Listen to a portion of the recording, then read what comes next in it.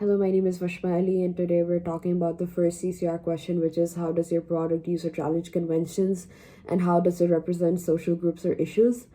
The genre of our opening sequence that we decided on was drama, and the basic conventions of an opening sequence of a film are the title introduction, the opening credits, establishing the genre of the film, and character introduction, as well as the social issue introduction.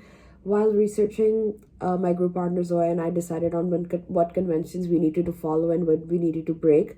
So, firstly, we utilized a character introduction in our project, because in some opening sequences, I noticed that um, the main character of the film was not introduced, which in a sense creates a mystery around them. However, we decided not to break this convention because character introduction was crucial to our project in terms of letting the audience know who the main character is and who the story is going to revolve around. So we used multiple camera composition techniques, like for example, we centrally aligned our actor using the rule of third camera composition to let the audience know that he is the center of attention, and it's basically his story. And we gave our main character Ali a lot of screen time as compared to our side character, which plays a lot in this convention as well. Our social issue gets introduced slowly throughout the our project, since we didn't want to give a lot away and instead establish an enigma code around the whole project. One of the most important conventions of an opening sequence is the title sequence. The title sequence serves as a way of introducing characters to the audience and providing a general overview of what the story is going to be like. Taking our project Tainted as an example, I thought of this title for opening sequence since it's very fitting in terms of Ali's life being taken over by mental illness.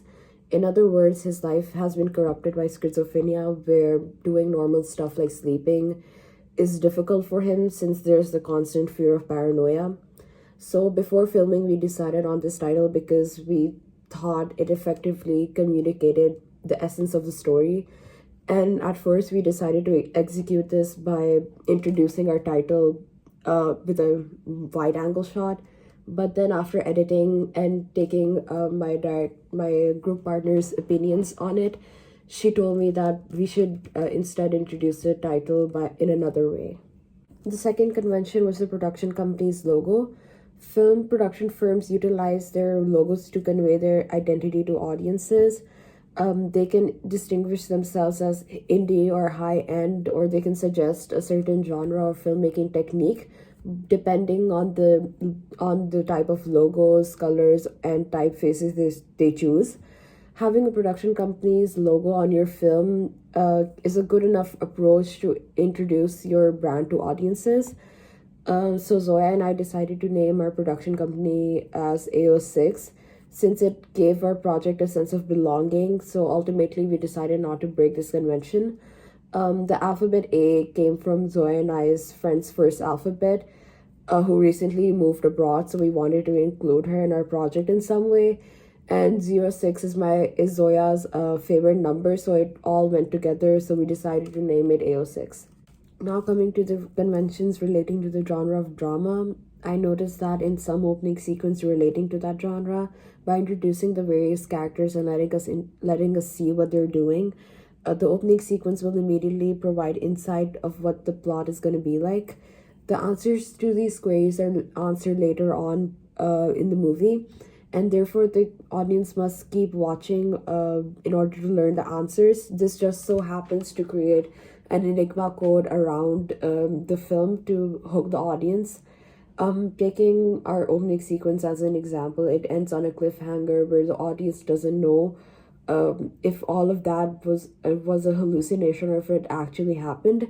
Further, this will create an enigma for the audience, and it will make them ask questions and entice them.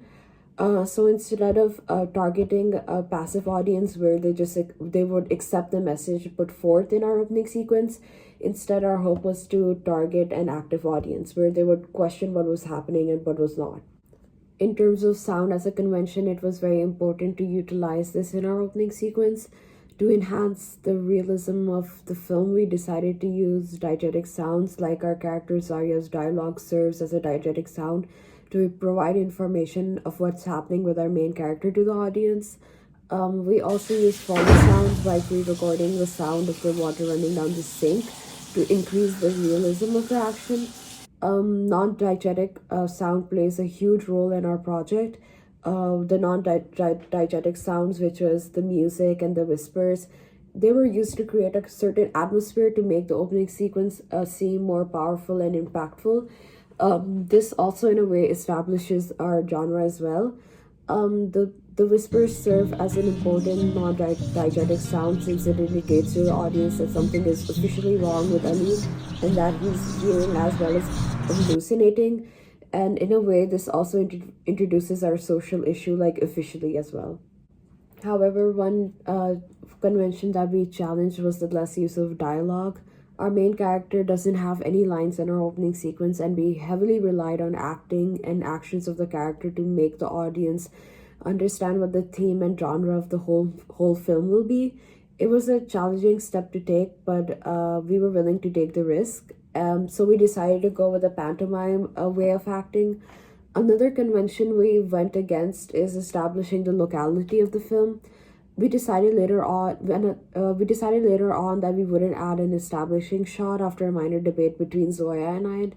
Again, we came to the conclusion that we didn't want to add that much familiarity to the opening sequence and wanted to make it questionable to the audience. This was a risk that at first I was scared to take, but eventually we made it work. The titles or opening credits are mentioned in order to identify the people and organizations responsible for the film's production to the audience. Regardless of the movie's genre, the public is often presented with this information in a certain way. However, we decided at first to add the production name of the opening sequence because we felt as though adding the directors, producers, and our actors' name would make the opening sequence a little choppy. And to give it that indie effect, we decided to like not add a lot of opening credits. But however, when I started to edit our project, and after sending drafts to our teacher and to Zoya, we decided that adding most of the credits will make our film look more professional. So we decided to use this convention as well. The social issue we introduced in our opening sequence was schizophrenia.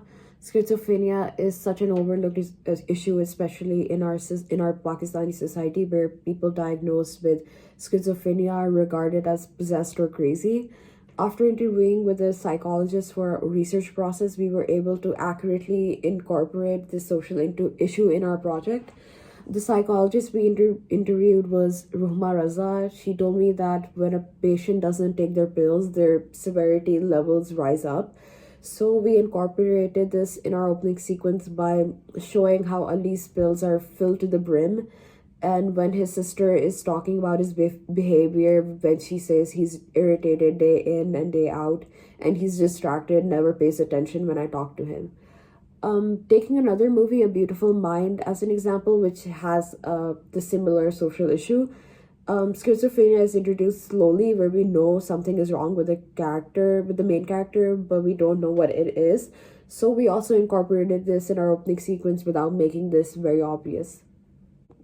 Symptoms of schizophrenia also include hallucinations, and we showed this in our project by the bathroom scene, where our main character sees blood instead of water. Disorganized behavior was also made known when Zarya is talking.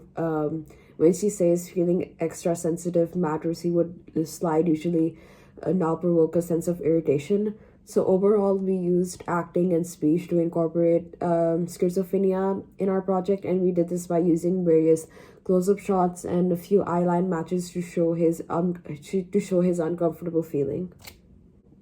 The whole story revolved around schizophrenia, where we didn't want to make it too obvious what was going on, but gradually it gets clear to the audience that something is wrong with the character. The scenes which indicate this is mostly like I said, the bathroom scene where he sees blood instead of water, which suggests that he's hallucinating, and the delusion scene in which he hears voices getting louder and his vision changing, which we showed through color grading by adding diffusion and making the edges more blurry. However, this scene is mostly to confuse the audience, where they don't know what happens when it cuts to black. The social group represented in our project was a middle class household, which we did by keeping a very minimal mise en scène, especially when filming the internal scenes. We kept the costumes very minimal. However, the colors of the clothes were used to represent our character's state of mind. For example, his dirty and worn out shoes can also be a reflection of his mind, disorganized and out of it mindset. So that's why I wanted to add that ankle shot. Overall, we know a typical Desi household would shrug off his mental illness as him faking it and not believing, but we incorporated an understanding family where they were able to afford treatments for his mental illness.